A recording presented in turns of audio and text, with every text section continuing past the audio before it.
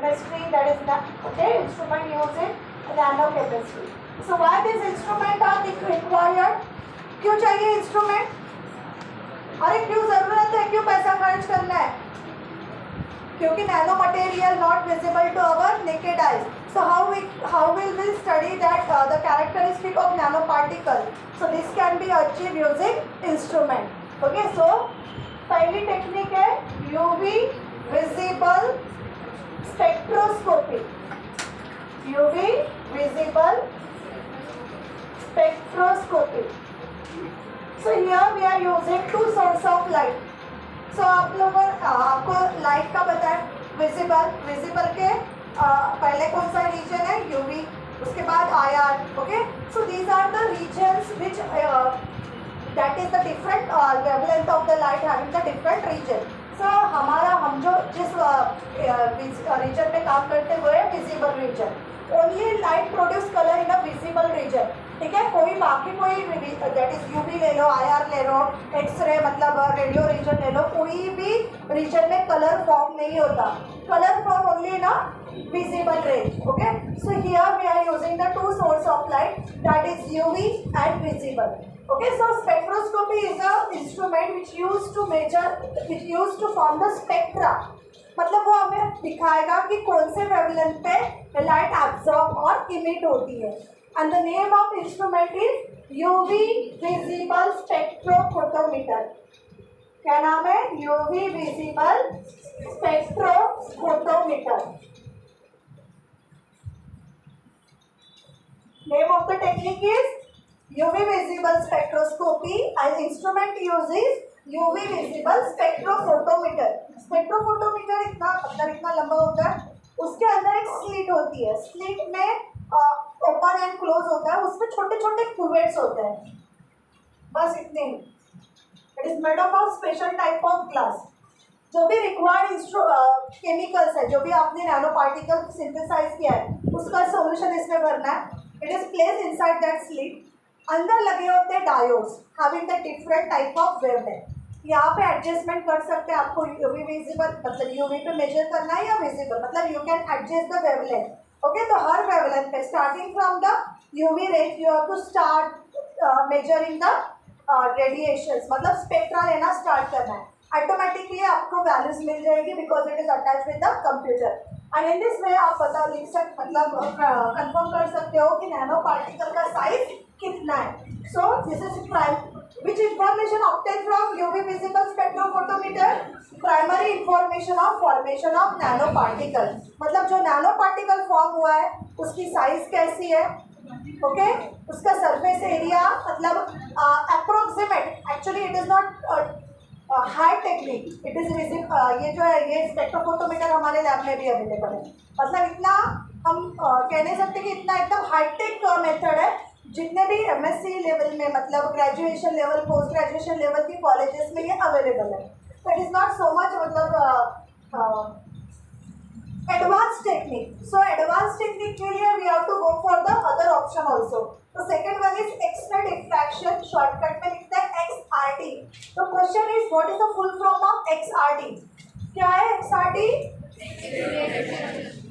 XRD मतलब x-ray diffraction. Okay, full form लिखने के लिए आते हैं. So x ray diffraction is done by x ray diffractometer. ठीक है, this is the name of technique. Name of technique क्या है? X ray diffraction and instrument use is x ray diffractometer. So obviously यहाँ पे सोर्स ऑफ लाइट क्या था? UV and visible. यहाँ पे सोर्स ऑफ लाइट क्या होगा? X ray. Okay, so x ray is use.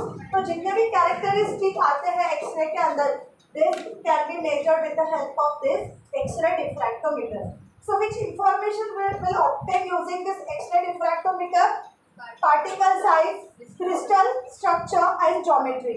ठीक है, तो particle size of the nano crystal, nano particle जो हमने सिंथेसाइज किया है उसका कैसा है, वो क्यूब है, वो रोम्बोहेड्रल है, वो ट्राइक्लिनिक है, what is its shape and उसकी geometry. So these are the obtain using diffractometer. Now third one is scanning electron microscope और माइक्रोस्कोपिक, दैट इज SEM. क्या है इसका नाम? Scanning electron microscopy. Obviously, the instrument used is scanning electron microscope. क्या होगा? Scanning electron microscope. So it is a microscope, लेकिन not like that जो आपके लैब में है. It is a highly advanced microscope. Okay? Here the source, कौन सा source use कर रहे हैं हम? इलेक्ट्रॉन. ओके, पहले मेथड में हमने यूज किया था यूवी विजिबल रेंज में जो लाइट सोर्स है फ्रॉम यूवी विजिबल. सेकेंड में एक्सरे एंड थर्ड में we are using the electron as a source of energy. So the instrument uses scanning electron microscope. उसका पिक्चर पीछे दिया हुआ है. Okay, so photograph of x-ray diffractometer, yes this one. Okay, आज it is x-ray, it is totally close. पता है ना, ionization radiation होता है. Second is the schematic diagram of electron microscope. Because आपको स्कैनिंग, ऑब्वियसली ये क्या कर रहा है? स्कैन कर रहा है. जो भी हमारा, जो भी हमने पार्टिकल सिंथेसाइज किया है उसको क्या करेगा? वो स्कैन करेगा. स्कैनिंग के लिए जो सोर्स ऑफ एनर्जी है वो है इलेक्ट्रॉन. तो जितने भी कैरेक्टरिस्टिक है जो इलेक्ट्रॉन शो करता है वो सारी क्या आ जाएगी? आपके कंप्यूटर स्क्रीन में आ जाएगी. सो कौन सी इंफॉर्मेशन बताता है वो? Structure of surface of material, that is morphology. It gives the information about the morphology, मतलब उसके एक्सटर्नल कैरेक्टर के बारे में.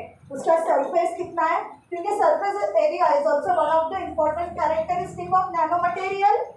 यस, हमने देखा था कि जितना सरफेस एरिया ज़्यादा होता है उतना रेट ऑफ रिएक्शन, उतनी स्पीड ऑफ रिएक्शन क्या होती है? ज़्यादा. सो surface area can be determined using SEM called as scanning electron microscope, and the name of the technique is scanning electron microscopy. Then fourth one is TEM. What is the full form of TEM?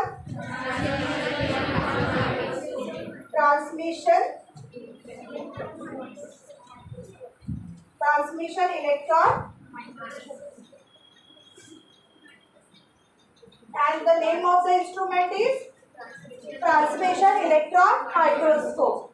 Okay, now what is the difference between these two? Here the scanning technique is used and here transmission मतलब transmit करना. So here जो source of energy है electron, it get transmitted. Okay, बेटा principal अलग है. Though we are using the same source of energy, that is electron and microscope, but जो technique है जिस पे वो वर्क कर रहा है, दोनों टेक्निक अलग है. यहाँ पे स्कैनिंग कर रहे हैं और यहाँ पे ट्रांसमिशन कर रहे हैं. So transmission electron microscopy use the instrument called as transmission electron microscope. It is use to measure the particle size. हमने देखा था कि जो यूवी विजिबल है वो भी प्राइमरी इंफॉर्मेशन मतलब पार्टिकल साइज के बारे में बताता है, लेकिन exact size can be determined using the TEM, that is yes transmission electron microscope. Here last one is FTIR, Fourier transform infrared spectroscopy. ठीक है, तो important range कौन सी होती है? UV, visible, IR, X-ray. Okay, these are said to be the primary source of radiation जिसमें जो particle है different characteristic exist करता है. तो हमारा यूवी भी हो गया, विजिबल भी हो गया, एक्सरे भी हो गया और इलेक्ट्रॉन भी हो गया. बचा है IR radiation. IR radiation visible के बाद में आता है. सो आईआर रेडिएशन की स्टडी करने के लिए कौन सी टेक्निक यूज होती है? FTIR, called as Fourier transform infrared spectrophotometry.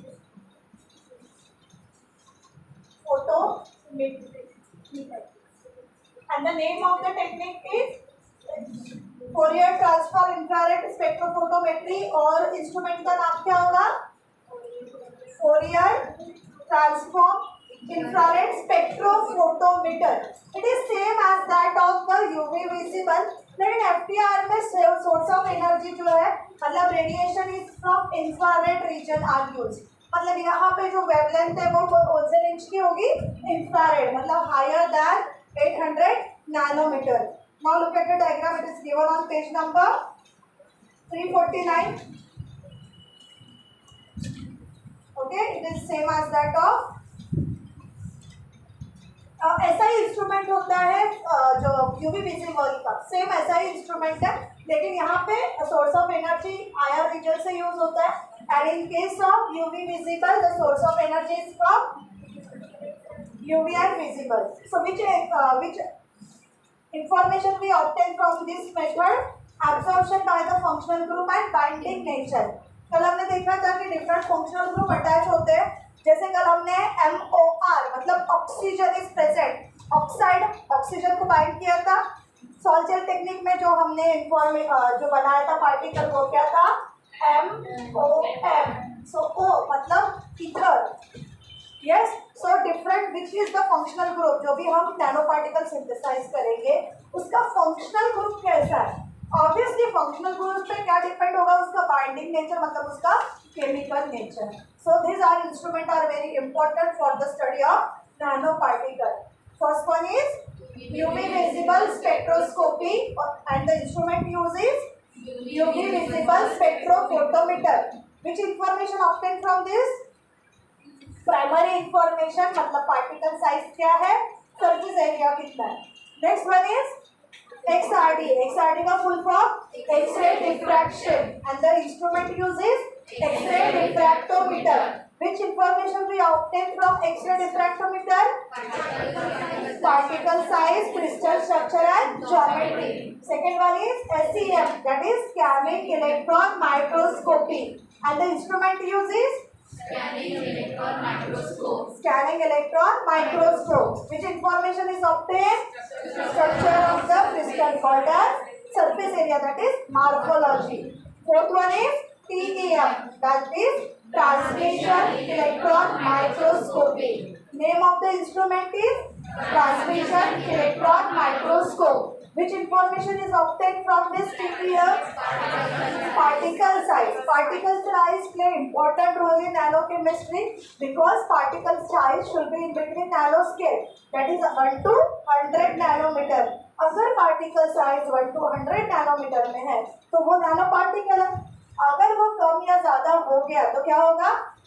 हमें फिर से नया पार्टिकल सिंथेसाइज करना पड़ेगा. And last one is FTIR. What is the full form of FTIR? Fourier transform infrared spectrophotometry, and the instrument used is Fourier transform infrared spectrophotometer. Which information is obtained from this FTIR? Binding nature and absorption of the functional group. मतलब which functional group is present in a nanoparticle? It may be hydroxide, it may be halogen, it may be ether, it may be ester. Okay, so this is about the instrument used. Now next topic is history of nanotechnology. So nanotechnology actually it is a recent concept. 21st century में generate किया गया है, लेकिन it is found that it is used from ancient time. Okay, so please page number 349 पे देखो history of nano technology. सो सबसे पहले जो वैटसन एंड क्रिक है उन्होंने क्या जनरेट किया था? अरे वैटसन एंड क्रिक ने क्या किया था? डबल हेलिक्स मॉडल उन्होंने जनरेट किया था. उसके बाद उसी कंसेप्ट को लेके रिचर्ड फेमन ने 1959 में और एक कंसेप्ट जनरेट किया था अबाउट द जेनेटिक मटेरियल. ठीक है. Then after von Neumann machines ने 1966 में और एक फिनोमेना डिस्कवर किया था related with the nano particle. उसको ही फॉलो किया था एरिक एंड ड्रेसलर ने इन 1986.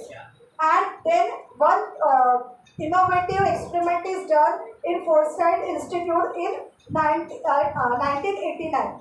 Then after इसके बेसिस पे पहला national technology initiative that is NIR is establish in 1999 and according to this Center for Responsible on Nanotechnology is considered to be the Watson and Crick. समझ में आ रहा है किसको कहा जाता है? Centre for responsible of nano technology. उनके idea, उन्होंने अगर डबल हेलिक्स मॉडल डीएनए का नहीं बनाया होता, क्योंकि बेटा it is DNA double helix model है, ठीक है, आप डीएनए को देख नहीं सकते, लेकिन then also with their experiment with their exam जो भी उन्होंने रिसर्च किया ऑन द बेसिस ऑफ, उन्होंने क्या किया था, डबल हेलिक्स मॉडल बनाया था और उसको ही कंसिडर करके क्या बनाया गया, national nano technology initiative in 1999. Okay, so this is about the history of nanotechnology. So nanomaterial have been produced and used by human for hundreds of years. However, understanding of certain material as a nanostructure material is relatively recent. Due to the development of advanced tool, that is the sophisticated instrument, it has been possible to reveal the information at nanoscale.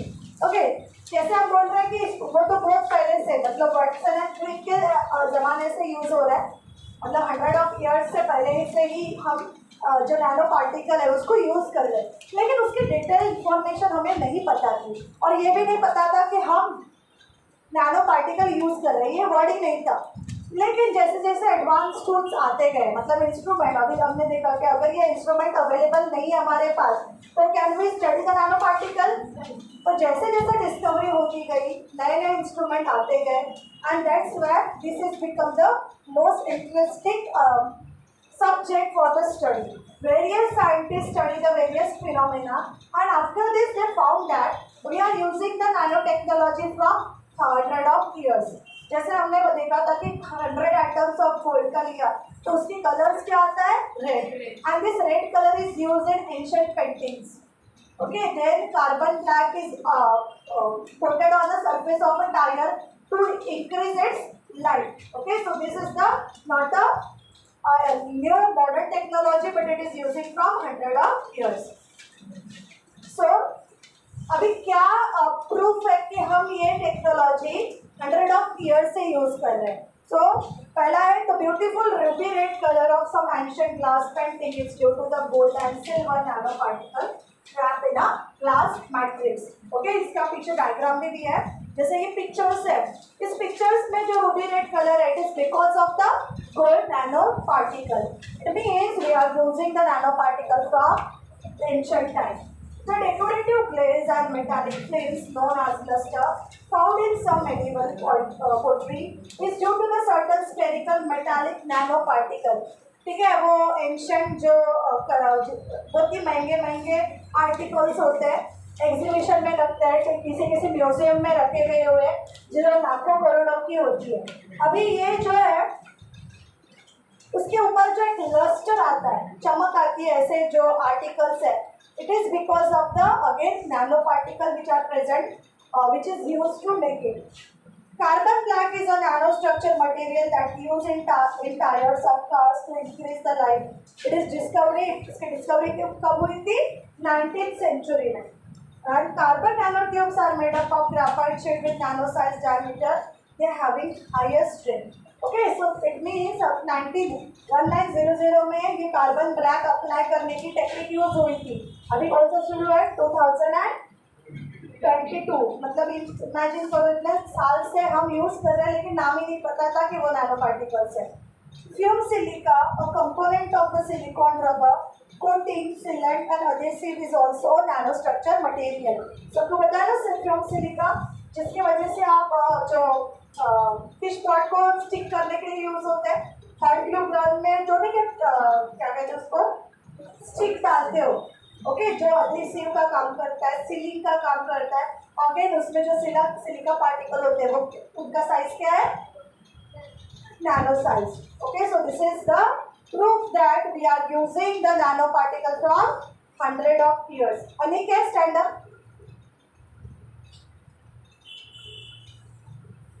Now, do you know, it is very important.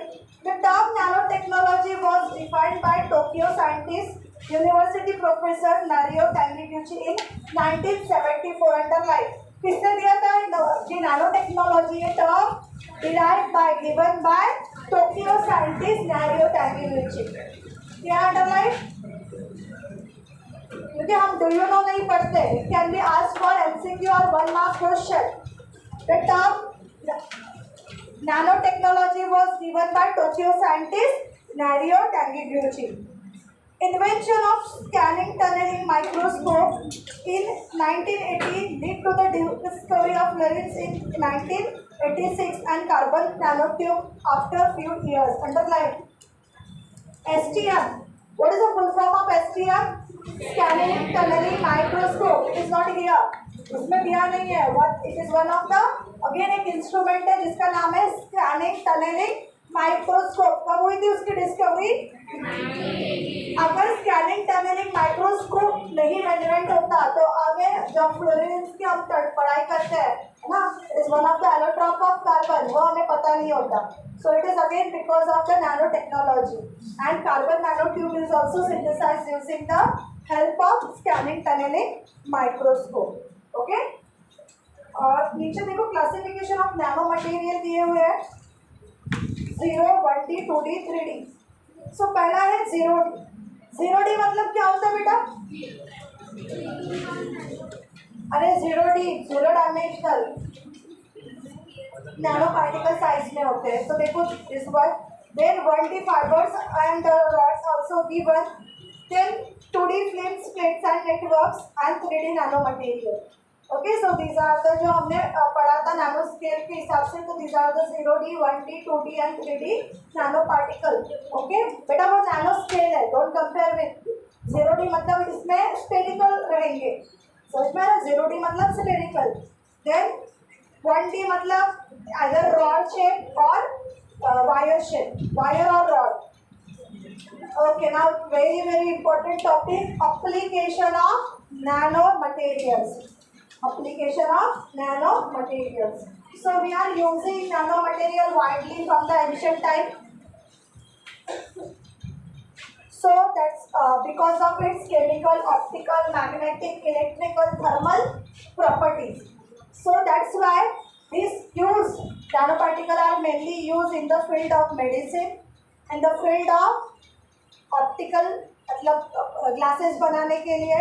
It is used to form a high quality of fibers also, which having the high tensile strength. Okay, so let's see the first application. Nanoparticle can contribute to the stronger, light, cleaner, and smarter surface and the system. They are used in manufacturing of sketchbook, eyeglasses, transport, sunscreen, crack resistant pen, and so on. बताया था मैंने. आजकल जो घर में आपको दिखाते हैं कि बारिश से कुछ नहीं होगा, सनलाइट से कुछ नहीं होगा, तो paint remain as it is. वो जो पेंट्स बने होते हैं, वो इमल्शंस बने होते हैं, it is synthesized from the nano material. जो कैसे होते हैं? Scratch resistant. ओके, देन उसमें जो लाइट है, क्योंकि फोटोलिसिस शो करते हैं तो लाइट का भी कोई असर नहीं होता. Again it is also use to make the high quality scratch proof glass then sunglasses also synthesize. अभी आपको पता है सन ग्लासेस लाखों से मतलब कॉस्टिंग, मतलब अब 100 रुपीज़ के भी मिलते हैं, लाख रुपीज़ में भी. तो अगर जितना अच्छे क्वालिटी के लोग हैं, कुछ पोलराइज एक कंसेप्ट है, यस सुना है ना, पोलराइज कंसेप्ट. जो पोलराइज मतलब एडजस्ट करता है सनलाइट को. तो दिस ग्लास वेयर, जिसमें जो ग्लासेस होते हैं, they are synthesized from nano material. Second is it is used in electronic device, for example magnetoresistor random access memory.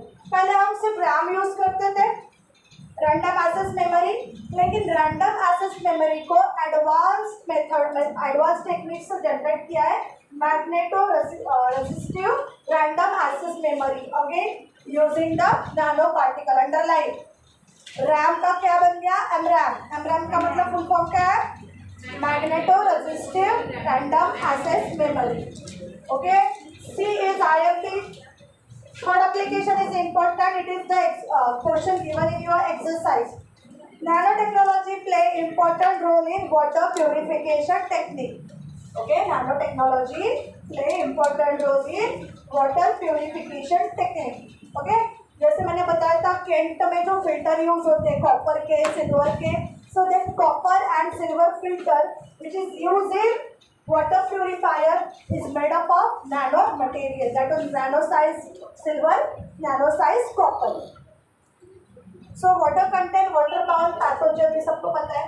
So एक इसमें एक बैक्टीरिया ऐसा E. coli, Escherichia coli सुना है, इट इज़ अ फ्रेंड, मतलब कहा जाता है कि ये हमारा फ्रेंड है, लेकिन हमारी बॉडी कुछ ही अमाउंट में E. coli को बेयर कर सकती है, क्योंकि as it is a natural flora of water, तो वाटर में ये पाए जाते हैं। लेकिन अगर हम ऐसे ही वाटर को कंटिन्यूसली मतलब यूज़ करेंगे तो क्या होगा, ई कोलाई का जो पॉपुलेशन हमारे बॉडी में बढ़ जाएगा और इसका असर धीरे धीरे दिखता है, क्योंकि it is also present in your intestine, it help in digestion, लेकिन beyond certain limit it is very dangerous for health. और इसको मैंने बताया था it is a eco friendly, इसमें कोई हमारी बॉडी भी इसको मारती नहीं है, मतलब उसको इसके ग्रोथ को रोकती नहीं है। तो ऐसे में क्या किया जाएगा, जो पानी है उसमें ही जो ई कोलाई को अगर हमें डिस्ट्रॉय करना है तो we have to use a certain type of filter which is use in RO. ठीक है, ये फिल्टर बने होते हैं सिल्वर से। सिल्वर फिल्टर अगर हम आरओ में यूज़ कर रहे हैं, जनरली केंट में होता है, केंट कंपनी का जो आरओ है उसमें silver nano particle size filter लगे होते हैं जो ई कोलाई को मारते हैं। बाकी ई कोलाई को डिस्ट्रॉय करना इट इज़ नॉट अ मतलब हम नॉर्मल टेक्निक से, मतलब बॉइलिंग से भी नहीं कर सकते, again because it is a natural flora of the water में नेचुरली इट इज प्रेजेंट होता है। Clear? So this can be done using silver nano particle, AgNPS। क्या कहते हैं उसको शॉर्ट में, AgNPS। What is the full form of AgNPS? Silver nano particles. Okay, silver nano particles. Now next one is application number D, self cleaning. Self cleaning materials. Okay, it is very important, और उसको भी IMP करो।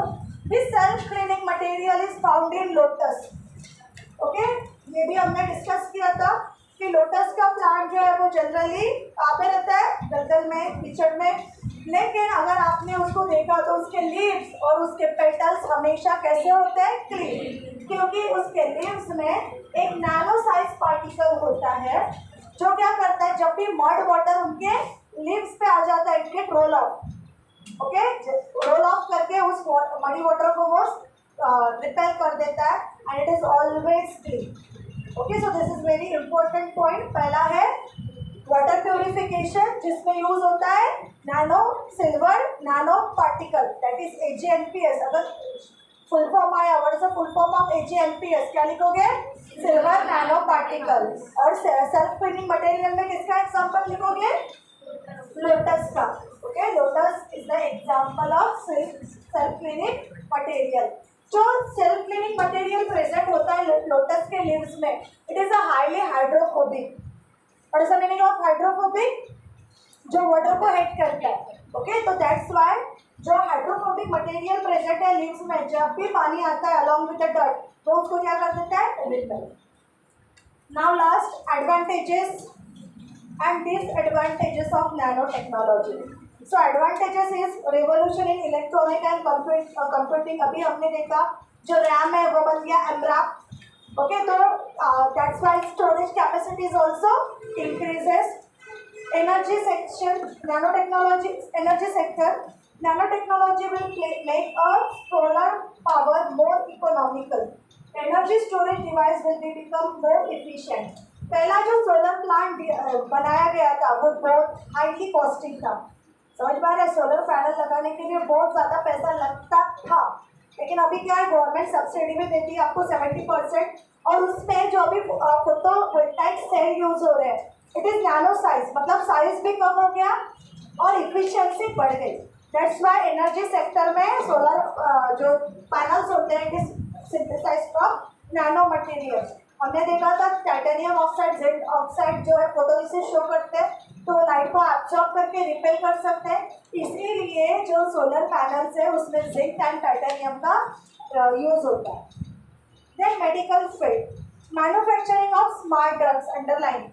Manufacturing of smart drugs for curing the highly chronic diseases like cancer and diabetes.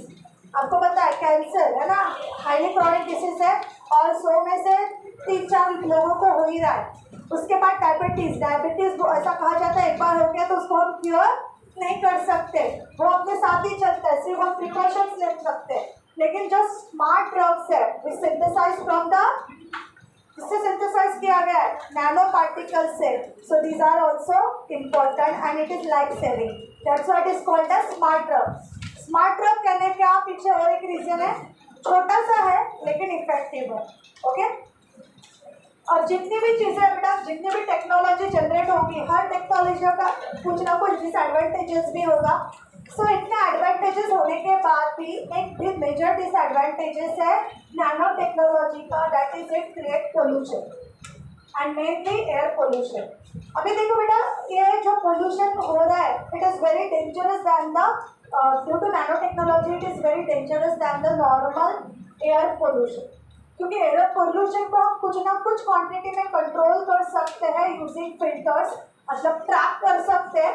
लेकिन यहाँ पे जो nano technology की वजह से पोल्यूशन होगा उसमें पार्टिकल साइज इतना कम है कि हम उसको ट्रैप नहीं कर सकते, उसको प्रिवेंट नहीं कर सकते, उसको रोक नहीं सकते।